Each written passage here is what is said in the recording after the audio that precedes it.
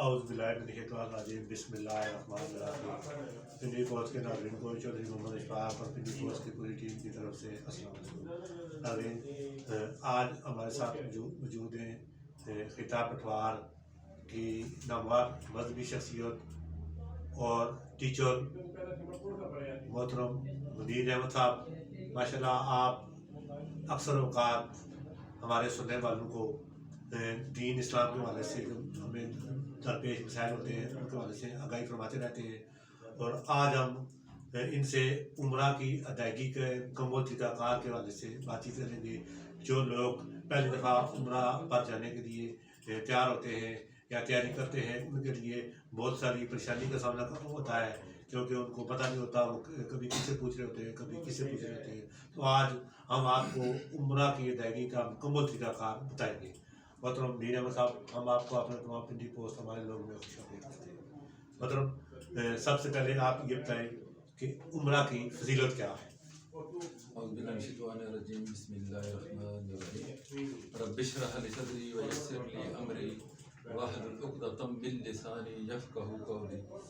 میں جناب چودھری اشفاق صاحب اور پنڈی پوسٹ کی پوری ٹیم کا شکریہ ادا کرتا ہوں کہ آج انہوں نے مجھے عمرہ پر بات کرنے کی توفیق عطا فرمائی ہے۔ تو عمرہ کے متعلق جو اللہ کے رسول نے فرمایا وہ کئی احادیث ملتی ہیں۔ اس میں ایک یہ ہے کہ ایک عمرے سے دوسرے عمرے تک ایک آدمی پہلا عمرہ کرتا ہے، پھر دوسرا عمرہ کرتا ہے، اور اس دوران جتنے اس نے گناہ کیے ہیں یہ 2 عمرے اس کے گناہوں کا کفارہ بن جاتے ہیں۔ اور اللہ کے رسول نے فرمایا کہ حج اور عمرہ پے در پے کیا کرو، یہ نہیں کہ ایک کر دیا بس کافی ہو گیا۔ کیوں کہ اگر اس طرح کرتے رہو گے تو جس طرح لوہار اپنی بھٹی سے لوہے کو صاف کر لیتا ہے، سونار اپنی بھٹی سے اپنے سونے کو صاف کر لیتا ہے، اسی طرح پے در پے جب آدمی عمرے کرتا ہے اور حج کرتا ہے تو اللہ تعالیٰ سے گناہوں سے صاف کر دیتا ہے۔ محترم منیر صاحب، یہ بتائیں کہ احرام گھر سے یا ایئرپورٹ سے باندھنا چاہیے، بہتر طریقہ کیا ہے؟ احرام کے متعلق یہ ہے کہ جس طرح آج کل چل رہا ہے کہ فلائٹ اکثر لیٹ ہو جاتی ہیں، تو اس کے لیے سب سے بہتر طریقہ یہ ہے کہ آدمی اپنے گھر سے باقی ساری معاملات طے کر لے۔ باقی اپنے عزیز و اقارب سے اگر کسی سے لڑائی جھگڑا ہوا ہے، کسی کا حق مارا ہوا ہے تو ان کے ساتھ معاملات ٹھیک کر لے، صلح کر لے، دوستوں سے، عزیزوں سے، پڑوسیوں سے، محلے والوں سے معافی مانگ لے، تاکہ حقوق العباد کے معاملے میں آدمی کلیئر ہو کرتے رہے۔ پھر جب آدمی ایئرپورٹ پر جائے تو وہاں جو ہے وہاں چھوٹی سی مسجد بنی ہوئی ہے، وہاں ایئرپورٹ پر احرام باندھنے کا موقع ملتا ہے، وضو کا موقع ملتا ہے۔ احرام باندھنے کے بعد 2 نفل برائے احرام پڑھنے پڑتے ہیں، تو وہاں 2 نفل برائے احرام پڑھنے ہیں، نیت نہیں کرنی ہے۔ نیت جو ہے وہ جب جہاز میں بیٹھ جائیں، جہاز اڑ چکے، پھر آپ نیت کریں، کیونکہ اگر آپ نے پہلے نیت کر لی ہو سکتا ہے کہ جہاز لیٹ ہو جائے، اس کی پرواز لیٹ ہو جائے، اور اس لیٹ ہونے میں آپ کو احرام کی پابندیوں کا سامنا کرنا پڑے گا، اور احرام کی پابندی توڑنے پر دم واجب ہوتا ہے۔ دم کا مطلب ہوتا ہے ایک دمبا یا بکرا دینا پڑتا ہے، تو پھر احرام کی پابندیاں ذرا مشکل ہو جاتی ہیں، زیادہ ہو جاتی ہیں۔ تو اس لیے یہ ہے کہ آدمی گھر سے احرام باندھ کر نہ جائے بلکہ ایئرپورٹ پر جائے، اور ایئرپورٹ پر اپنی جب بورڈنگ وغیرہ سارے معاملات کلیئر ہو چکے ہوں، وہاں سے پھر جہاز میں بیٹھے، جہاز جب اڑ چکے تو تھوڑی دیر کے بعد اس کے بعد جو ہے وہ احرام کی نیت کر لے اور عمرے کی نیت کر لے۔ اور نیت کرنا اس طرح ہوتا ہے کہ ہے اللہ، میں تیری رضا کی خاطر عمرے کی نیت کرتا ہوں، اسے میرے لیے آسان فرما اور قبول فرما۔ اور اس کے بعد مرد جو ہے وہ 3 دفعہ لبیک اللہم لبیک، لبیک لا شریک لک لبیک، ان الحمد والنعمت لک والملک لا شریک لک، یہ مرد حضرات 3 دفعہ بلند آواز میں پڑھیں گے، عورتیں آہستہ آواز میں پڑھیں گی۔ مطلب منیر صاحب، یہ بتائیں کہ احرام کی پابندیاں کون کون سی ہیں؟ یہی سب سے مشکل کام ہوتا ہے، اور اس کی کا دھیان رکھنا پڑتا ہے، اور آدمی جلدی احرام کھولنے میں اسی لیے کوشش کرتے ہیں کہ یہ احرام کی پابندیاں ختم ہو جائیں، کیوں کہ غلطی کی صورت میں آپ کو دم دینا پڑے گا۔ تو احرام کی پابندیوں میں یہ ہے کہ جب آپ نے احرام باندھ لیا ہے عمرہ کی یا حج کی، آج تو ہم عمرے کی بات کر رہے ہیں، تو جب عمرہ کی نیت کر لی ہے تو یہ ساری پابندیاں آپ پر لاگو ہو گئی۔ ان میں یہ ہے کہ آپ اس وقت خوشبو لگا نہیں سکتے، کسی خوشبو والی چیز کو چھو نہیں سکتے، کیونکہ ہاتھ میں خوشبو لگ سکتی ہے، ٹھیک ہے۔ تو خوشبو نہیں لگا سکتے، آپ ناخن نہیں کاٹ سکتے، نہ اپنے نہ کسی کے، بال نہیں کاٹ سکتے، نہ اپنے نہ کسی کے۔ مرد کے لیے ایک ہے کہ مرد جو ہے وہ احرام کی 2 چادریں پہنے گا، ٹھیک ہے، اس کو 2 چادریں پہننا لازمی ہے۔ اور عورت کے لیے جو ہے کہ وہ عام اپنا جو لباس ہے اسی لباس وہی اس کا احرام کہلاتا ہے۔ اور مرد کے لیے ایک اور جو شرط ہے کہ اس کا جو پاؤں کی جو اوپر والی ہڈی ہے، ابری ہوئی ہڈی، یہ جو اوپر والی ہڈی ہوتی ہے، ٹھیک ہے، یہ ننگی ہونی چاہیے۔ اس کے لیے یہ ہے کہ یہ جو عام کینچی چپل پہنتے ہیں تو یہ چپل مناسب ہوتی ہے، اس میں وہ ساری شرطیں پوری ہو جاتی ہیں۔ باقی مختلف جوتے وغیرہ ملتے ہیں لیکن بعد میں یہ ساری شرطیں پوری نہیں ہوتی ہیں۔ یہ پاؤں کا جو اوپر والا حصہ ہے یہ ننگا ہونا چاہیے، یہ مرد کے لیے ضروری ہے۔ اور احرام کے دوران آپ نہ مکھی مار سکتے ہیں، نہ مچھر مار سکتے ہیں، نہ کوئی اور جاندار چیز کو مار سکتے ہیں۔ اور وہاں جا کر آپ اگر حرم میں پہنچ جاتے ہیں تو وہاں ٹہنی توڑنا، کوئی درخت کاٹنا، یہ بھی آپ کے لیے ممنوع ہے۔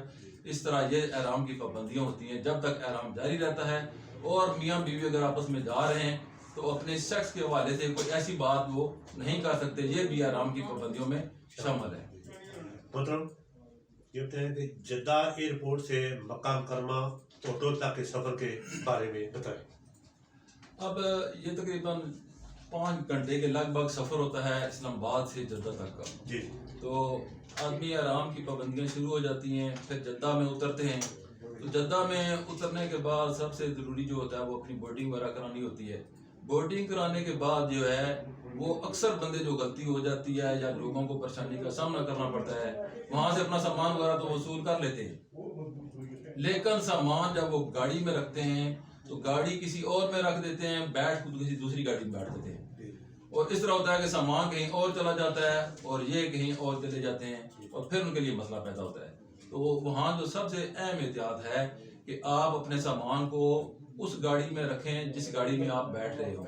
اور وہاں ساری گاڑیاں نئی ہوتی ہیں، اچھی گاڑیاں ہوتی ہیں، تو بہتر یہ ہوتا ہے کہ اپنی گاڑی کا وہ نمبر یاد کر لیں، اس کی تصویر وغیرہ بنا لیں اور پھر وہاں سے آپ مکہ ہوٹل رکھ دیں۔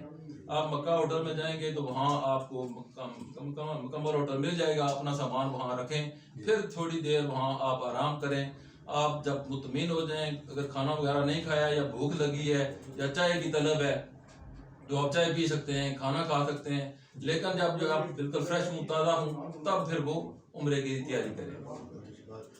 مطلب نیتا یہ بتائیں کہ عمرہ کس وقت اور کس طرح ادا کیا جائے۔ عمرے کے لیے کوشش تو یہ کرنی چاہیے کہ آدمی پہلی دفعہ جاتا ہے تو اس کو، کیونکہ عمرے کے کافی سارے مسائل ہیں جو یہاں مختصر سی نشست میں سارے بیان نہیں کیے جا سکتے۔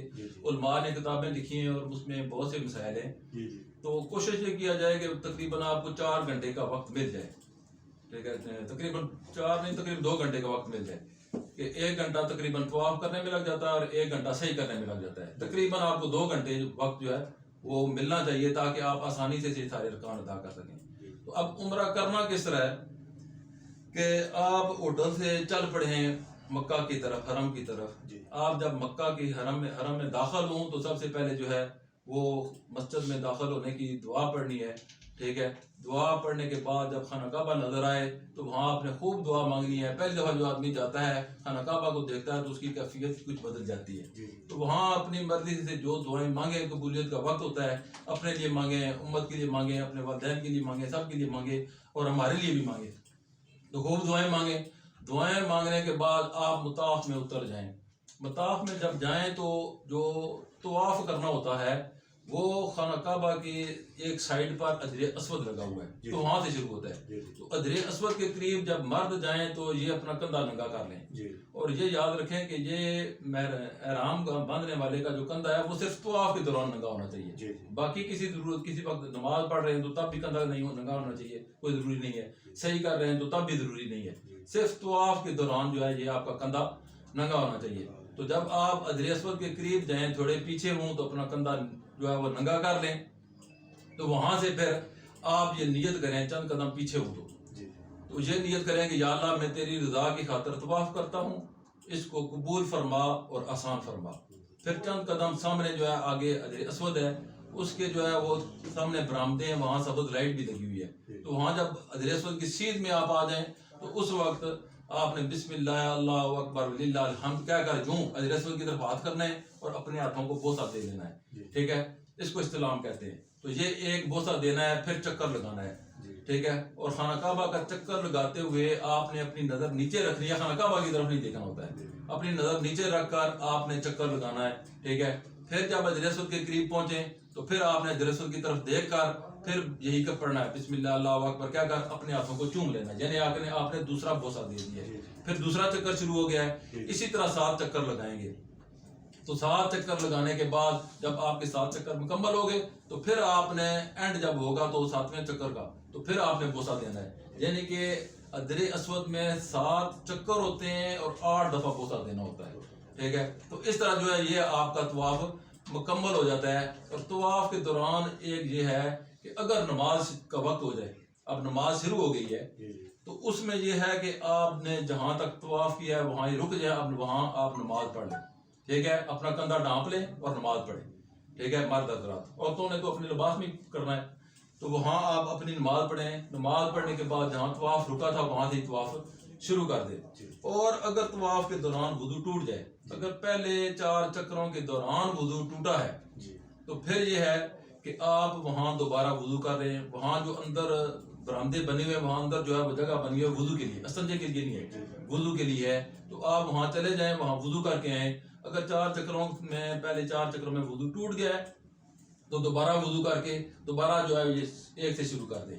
اگر 4 چکر گزر چکے ہیں، 5ویں چکر میں یا 6ٹھے چکر میں وضو ٹوٹا ہے تو آپ نے جہاں سے وضو ٹوٹا تھا وہاں آپ جائیں وضو کر کے آئیں اور پھر وہاں سے شروع کریں. وہ 5 چکر آپ کے وہاں ہی موجود ہوں گے، آپ نے 6واں 7واں لگانا ہے، ٹھیک ہے. یعنی کہ جہاں سے وضو ٹوٹا تھا وہاں سے آپ نے باقی طواف کو مکمل کرنا ہے. اسی طرح یہ آپ کے 7 چکر مکمل ہو جائیں گے. اب 7 چکر مکمل ہو گئے تو اس کے بعد ہوتا ہے کہ 2 جو ہے رکعت پڑھتی ہے وہ واجب الطواف ہے، اس کو لازمی پڑھنا ہوتا ہے. اکثر آدمی یہ سمجھتے ہیں کہ یہ نفل ہیں، یہ لازمی ہے، واجب ہے.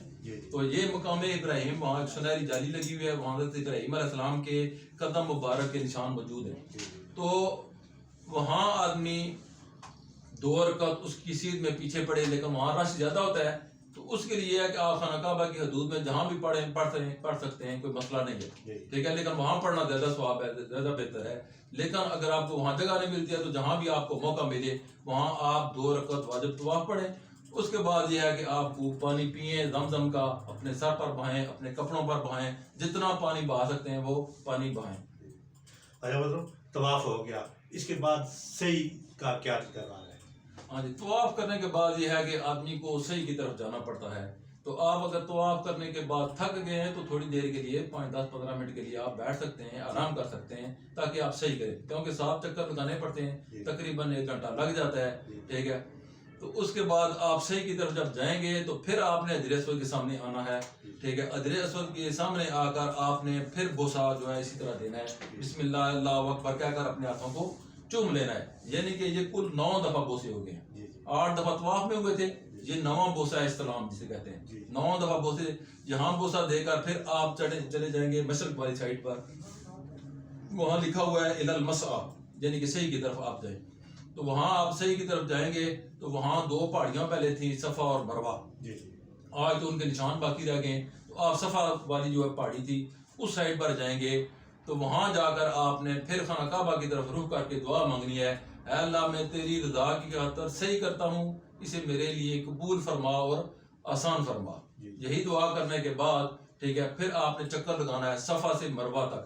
یہاں صفا ہے اور مروہ اس طرف ہے، ٹھیک ہے. صفا سے مروہ تک وہاں جانے تک 1 چکر ہوتا ہے. بعض بندے غلطی میں یہ سمجھتے ہیں کہ جہاں صفا سے مروہ جائیں گے اور مروہ سے پھر صفا آئیں گے تو یہ چکر بنتا ہے، وہ ڈبل لگا لیتے ہیں، یہ غلط ہو جاتا ہے. صفا سے مروہ تک 1 چکر ہے، مروہ سے پھر واپس آنے تک یہ دوسرا چکر ہو جاتا ہے.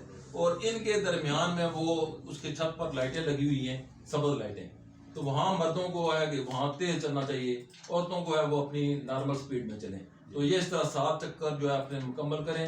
7 چکر مکمل کرنے کے بعد پھر 2 نفل شکرانے کے پڑھنے پڑتے ہیں کہ تقریباً آپ نے عمرہ کمپلیٹ کر لیا ہے، ٹھیک ہے. اب مشکل کام جو ہے وہ آپ کا مکمل ہو چکا ہوتا ہے. تو یہ 2 نفل جو ہے وہاں پڑھنے پڑتے ہیں. اس کے بعد آپ نے قصر کرانا ہے یا حلق کرانا ہے. قصر کہتے ہیں کہ اپنے بالوں کو چھوٹا کرانا، اور حلق کراتے ہیں اپنے سر کو مڈا دینا بالکل، ٹھیک ہے.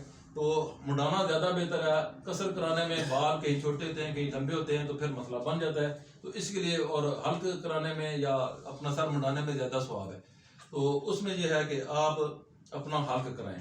لیکن عورتوں اور مردوں کے لیے یہ ہے کہ عورتیں اپنے ہوٹل میں جا کر کریں۔ ہم نے دیکھا ہے کہ بعض آدمی وہاں ہی عورتوں نے کینچی دی ہوئی ہوتی ہے اور اپنے بال کاٹ رہی ہوتی ہے، ٹھیک ہے، یا مرد ہوتے ہیں تو ایک دوسرے کے بال وہاں وہ کاٹ رہے ہوتے ہیں، یہ مناسب نہیں ہوتے، یا وہ بھی مسجد کا حصہ ہے اور وہاں مسجد میں وہاں آدمی کو پھر گن آتی ہے۔ تو جب آپ کا یہ عمرہ مکمل ہو جائے، آپ باہر آ جائیں، باہر وہاں کلاک ٹاور ہے اور بھی بہت سی دکانیں ہیں، وہاں آپ کو دکانیں مل جائیں گی نائی کی، آپ 10 ریال دیں گے، نائی آپ کا حلق کر دے گا۔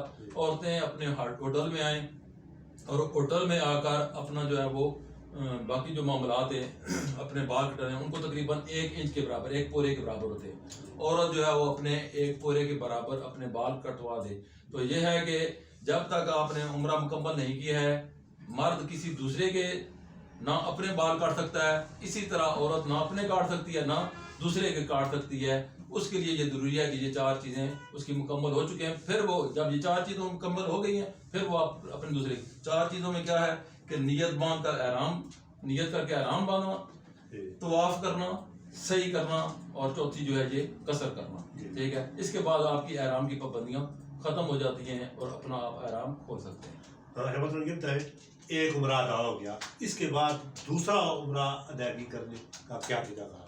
ہاں جی، ابھی یہ ہے کہ آدمی جاتا ہے تو پھر بار بار کوشش ہوتی ہے کہ آدمی عمرہ کرے۔ تو عموماً آج کل جو یہ ایجنٹ ادراج لے کر جاتے ہیں، پہلے مکہ لے کر جاتے ہیں، پھر مدینہ لے کر جاتے ہیں۔ تو مدینہ جب جائیں گے تو مدینہ سے واپس آئیں گے تو پھر آپ کو مدینہ سے باہر ذوالحلیفہ نامی ایک مسجد ہے، وہاں سے احرام باندھ کر آنا پڑتا ہے۔ تو دوبارہ جب اگر مکہ میں آپ موجود ہیں تو وہاں عائشہ مسجد قریب ہے، ٹھیک ہے، وہ چند کلومیٹر کے فاصلے پر ہے، تو وہاں سے، اور یا جہرانہ ہے، ٹھیک ہے، وہ تھوڑی سی دور ہے، اور طائف جو ہے جہاں حضور صلی اللہ علیہ وسلم تبلیغ کے لیے گئے تھے اور لوگوں نے پتھر مارے تھے، وہاں سے بھی لوگ عمرے کے لیے جاتے ہیں، تو وہ تقریباً 100 کلومیٹر کا فاصلہ ہے، وہ ذرا زیادہ دور ہے۔ یعنی کہ ان مقامات میں سے جہاں بھی آپ جائیں تو پھر آپ کو عمرہ کرنے کے لیے، تو اس کے لیے پھر وہی طریقہ ہوتا ہے کہ آپ مسجد عائشہ میں جاتے ہیں، یا مدینہ شریف سے آتے ہیں، یا جہرانہ سے آتے ہیں، یا طائف سے آتے ہیں، تو آپ کو پھر وہی نیت کرنی پڑے گی عمرے کی۔ مرد جو ہے احرام باندھیں گے، عورتوں کا تو وہی لباس ہوگا، مرد احرام باندھیں گے اور جو وہ کینچی چپل لگائیں گے، اور اس کے بعد پھر آئیں گے، پھر اسی طرح خانہ کعبہ کے ساتھ چکر لگانے، طواف کرنا ہے، صحیح کرنا ہے، اور پھر سر منڈانا ہے۔ سر منڈانے کا مطلب کہ آج آپ نے اگر عمرہ کیا ہے، دوبارہ کل کر رہے ہیں، تو آدمی کے سر پر تو بال ہیں ہی نہیں ہے، ٹھیک ہے، لیکن بے شک بال ہوں، لیکن آپ کے سر پر اس طرح پھروانا وہ ضروری ہے، اگر نہیں کریں گے تو آپ پر دم پڑ جائے گا۔ جی اچھا، مطلب مدینہ منورہ کی حاضری کس طرح کی جانی چاہیے؟ تو یہ آدمی، کوئی بھی آدمی حج کے لیے جاتا ہے یا عمرے کے لیے جاتا ہے تو پھر اس کو جہاں خانہ کعبہ کی زیارت نصیب ہوتی ہے، وہاں اللہ کے رسول کی زیارت بھی نصیب ہوتی ہے، تو وہاں جانے کے لیے یہ ہے کہ یہ بڑا ہی مقدس مقام ہوتا ہے۔ تمام انبیاء کے سردار حضرت محمد مصطفیٰ صلی اللہ علیہ وسلم وہاں موجود ہیں، ان کے ساتھ حضرت ابو بکر صدیق اور حضرت عمر رضی اللہ تعالیٰ عنہ موجود ہیں، تو یہ بڑی ہستیاں ہیں، اور اللہ کے رسول ایسے ہیں کہ جن کی قسمیں اللہ نے کھائی ہیں۔ اب ان کے دربار میں جانا ہے، کل قیامت والا دن ہوگا، اسی نبی کا ہم دامن پکڑ رہے ہوں گے شفاعت کے لیے، تو وہاں بڑے ادب کے ساتھ جانا چاہیے۔ تو جیسے ہی آپ کا مکہ سے مدینہ کی طرف سفر ہو تو آپ کثرت سے درود شریف پڑھنا شروع کر دیں۔ مکہ میں جو افضل عبادت ہے وہ عمرہ کرنا یا طواف کرنا ہے، ٹھیک ہے، اور مدینہ شریف میں جو افضل عبادت ہے وہ اللہ کے رسول پر کثرت سے درود شریف پڑھنا ہے۔ باقی بھی عمل کر سکتے ہیں، لیکن درود شریف جو ہے وہاں پڑھنا وہ سب سے افضل عبادت ہے، تو آپ درود شریف کا کثرت جو ہے کرتے جائیں اور درود شریف پڑھتے جائیں۔ جب مدینہ شریف پہنچیں تو اپنا سامان وغیرہ ہوٹل میں رکھیں، ہوٹل میں رکھنے کے بعد پھر آپ کوشش کریں کہ آپ غسل کریں، نئے کپڑے پہنیں، خوشبو لگائیں، مسواک کریں، اور نہایت ادب سے کہ آج میں اللہ کے رسول کے سامنے پیش ہونے لگا ہوں۔ تو وہاں سب سے پہلے باب السلام ہے، یہ جدھر محراب ہے اس طرف ہے، باب السلام میں داخل ہوں، تو باب السلام میں داخل ہونے کے بعد آپ کو پہلے ریاض الجنہ بائیں طرف نظر آئے گا۔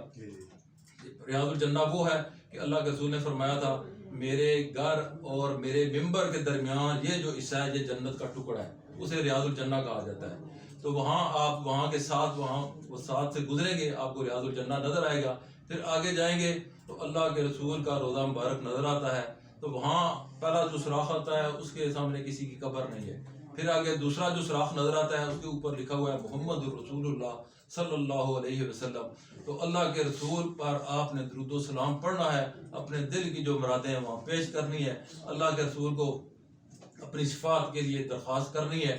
ٹھیک ہے، وہاں جو آپ اپنی محبت کا عقیدت کا جتنا اظہار کر سکتے ہیں، ٹھیک ہے، وہاں اپنا کریں. اس کے بعد خلیفہ بلا فصل سیدنا حضرت ابو بکر صدیق ہیں، وہاں ان کی دربار میں آپ نے سلام پیش کرنا ہے. اس کے بعد خلیفہ ثانی سیدنا حضرت عمر فاروق رضی اللہ تعالیٰ عنہ ہیں، ان کے دربار میں آپ نے سلام پیش کرنا ہے. اس کے بعد جو ہے وہ آگے آپ دروازے سے نکل جائیں گے. پھر اگر آپ واپس آنا چاہتے ہیں تو پھر گھوم کر دوبارہ اسی طرح جس طرح یہ ٹیبل بنا ہوا ہے کہ یہاں سے لوگ آتے ہیں، ٹھیک ہے، اور اللہ کے رسول کو دربار پر وہ سلام پیش کرتے ہیں اور اگلے دروازے سے نکل جاتے ہیں. اگر کوئی دوبارہ پیش کرنا چاہے تو پھر یوں گھوم کر دوبارہ اس طرح آ سکتا ہے. تو جتنی دفعہ آدمی آنا چاہے تو بار بار سلام پیش کرنا چاہے پیش کر سکتا ہے. اور وہاں جو ہے کثرت سے انسان کو کوشش کرنی چاہیے، کیونکہ یہ زندگی میں بار بار موقع ملتے نہیں ہیں. جتنا موقع ملے وہاں کثرت سے درود و سلام پڑھتے رہیں، اللہ کے رسول کی دربار میں حاضری دیتے رہیں.